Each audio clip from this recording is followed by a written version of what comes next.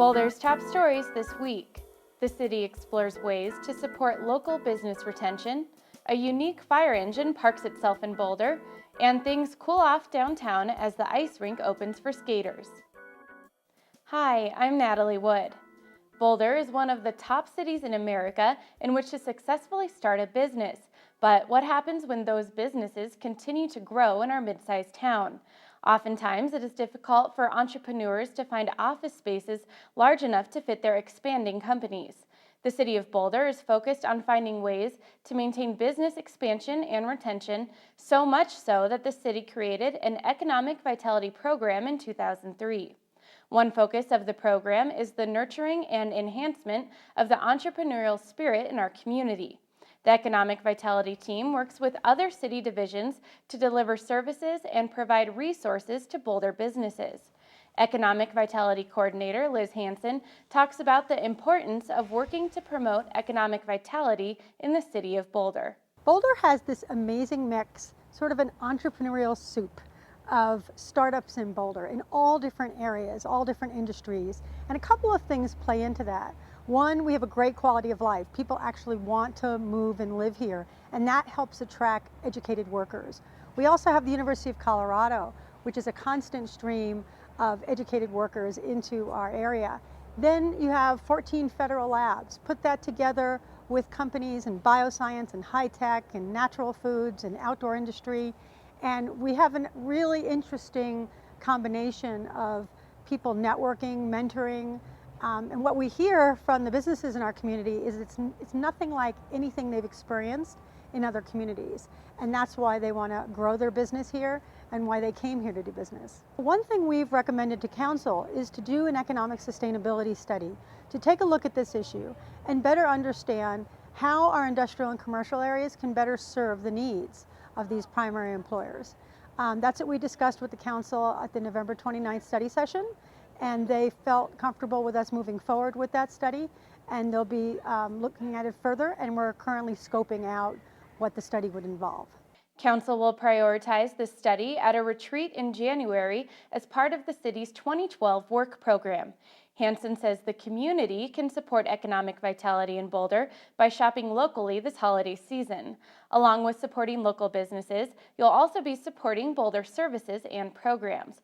For every $100 spent in Boulder, $3.41 goes directly to supporting area programs. The Boulder Fire Department is happy to welcome a new Wildland fire engine to one of their stations. The special engine, designed specifically for wildland use, is housed at Fire Station 2 close to Chautauqua.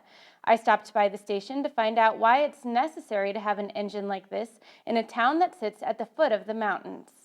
It doesn't look like your typical fire engine, and that's because this Wildland fire engine has lots of special features. Made specifically for wildland use, it gives firefighters a better tool in responding to mountain fires. This particular engine only carries 500 gallons of water, whereas the structural engines carry anywhere from 750 to 1,500 gallons. So it makes it much lighter, much more maneuverable. It's a much shorter wheelbase. It's a lot shorter than a standard structural engine, simply so it can maneuver in the wildland urban interface in the rougher terrain, outside getting off-road. It's four-wheel drive as opposed to all the structural fire trucks that are only two-wheel drive and have to remain on the pavement. They really can't go off-road, whereas this one can, so we can actually go attack a wildfire before it gets to town. Getting those fires out and keeping people safe is certainly a goal this engine helps execute, especially in Boulder, where the most at-risk houses are not on paved streets. Usually in neighborhoods that have the highest wildfire risk around the city, have smaller streets. Some have dirt roads, so we're able, with a four-wheel drive, the higher clearance that it has and the shorter wheelbase of the engine, we're able to get to those areas more accessible for us and able to get there quicker. Time is crucial in responding to wildland fires, and this fire engine will help get Boulder fire crews to the scene more quickly. That engine, which is now stationed in Boulder, was used to help fight the 4 Mile Canyon fire just over a year ago. Boulder fire crews are happy to have an engine unique to our area's needs housed right in Boulder. From one hot topic to a rather chilly one, things are cooling down downtown at One Boulder Plaza, where the ice rink is open for skaters.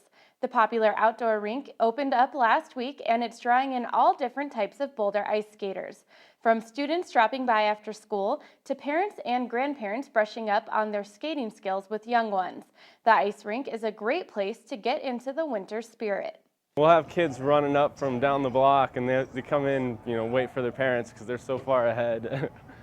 And yeah, it's just a lot of smiles. We have all sorts of people come out here and learn to skate for the first time. We'll have adults that are, stepping on the ice for the first time, and it's just a great, fun place. And everyone that comes here seems to really enjoy it.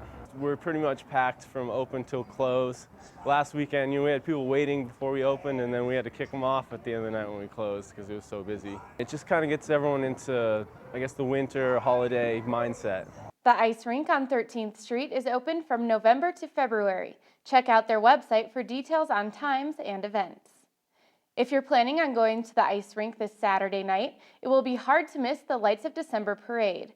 The annual holiday parade is making its way to the Pearl Street Mall area for another year of lighting up downtown. The parade is made up of area businesses, nonprofits, school groups, and much more. It includes both the Fairview and Boulder High marching bands, the swing dancing elves, fire trucks, and the Boulder Cruiser Club, all decked out in lights. The nighttime parade begins at 6 p.m. at 15th and Walnut Streets, and it moves west towards 11th Street.